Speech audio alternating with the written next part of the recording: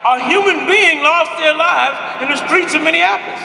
Jamar Clark was a human being. Above all else, he was a human being. He was a man. He was a black man. He was somebody's son, somebody's uncle, somebody's cousin. He was a man. He was a human being like we are.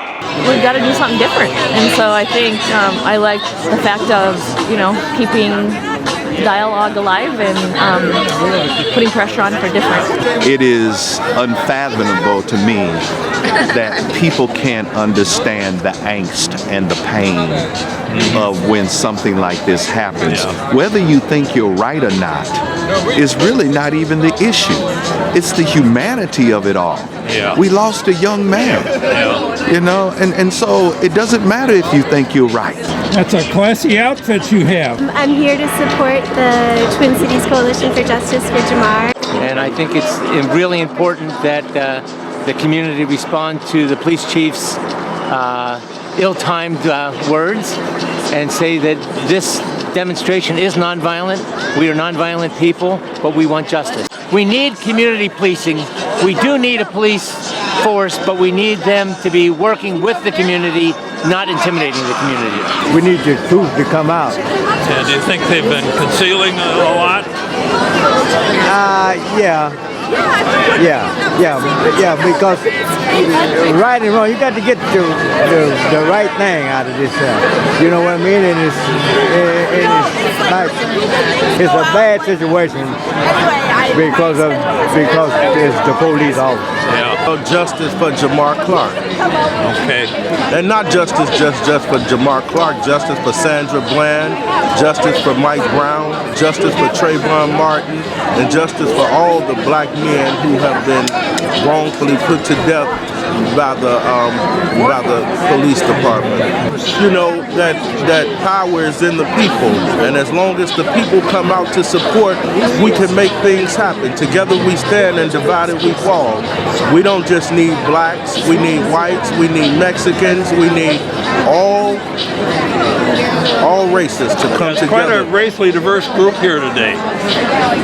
Yes, and if it wasn't for all of us, every last one of us, see, the diversity that you see today is the beauty of America. If it was not for the color barrier. Because of the injustice, we the people have to make change. The leaders aren't going to do it. We have to force them to do it. I'm sick to my stomach about it, that we keep having to do this, but we're not going to stop. That's basically it. Not going to stop. Only right that we have our elders here represented, right? Am I right? Yes. Redemption song. Emancipation. And when a human being is fallen, if somebody takes the life of a human being, that person is supposed to be prosecuted. Am I right? So why are we here trying to beg those folks across the street and over here to do the right thing? There's something wrong that we have to keep coming out here begging and demanding that they do the right thing. But guess what, folks? This does work. Protest does work. We're here with one demand. Because they keep trying to say we're saying other things, but they've gotten it right lately. Because we keep saying it with one voice. Every organization is saying, and that is, we want prosecution of the police. Right? This is not complicated, right? This is not something out of the ordinary, it's not unreasonable. You killed us, you did something to us, and you should be prosecuted. Police be prosecuted. This is how it should be, right? In a land that's called itself democratic, in a land of freedom, we should have prosecution of the police. And I'll tell you this, people say the protest doesn't work, but in Baltimore, the prosecutor got before everybody and said what? She said, I heard you. We have an amazing, strong brother. And his name is James Clark. The song! Please give some respect for the father of Jamar Clark.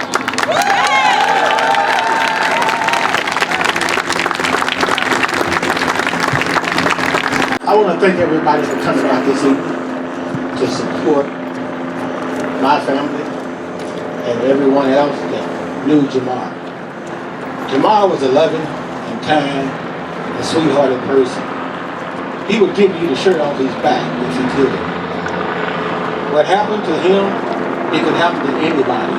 But anytime you got the people that supposed to serve and protect and going around not treating the black people with respect and love and killing them, they should be prosecuted. And if these officers cannot be man enough and come forth and tell their mistake that they made in killing my son, then there is no justice for nobody. Anytime you got the police doing wrong, they should be prosecuted like everyone else out here on the street doing wrong. You do not need to be killed by our police who supposed to serve and protect.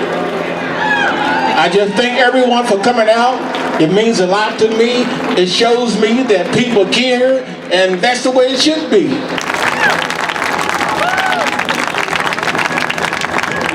And if we don't stand up and begin to change the system and change our elected officials, we've got a hard road ahead. So what we're saying by standing up and coming here is saying that we're not going to accept not prosecuting the officers who executed Jamar Clark. Justice for Guillermo Canes, because no one stood up for him in St. Paul when all he had was a rock in his hand.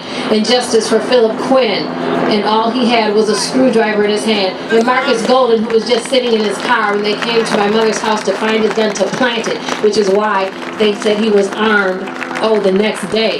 You see, there's too many things that are going on that the media continues to allow the police to cover up because they're not going to go in and investigate the injustices. We stand for social justice, ensuring that kids have the power to change the world. At our school, we study social change throughout history.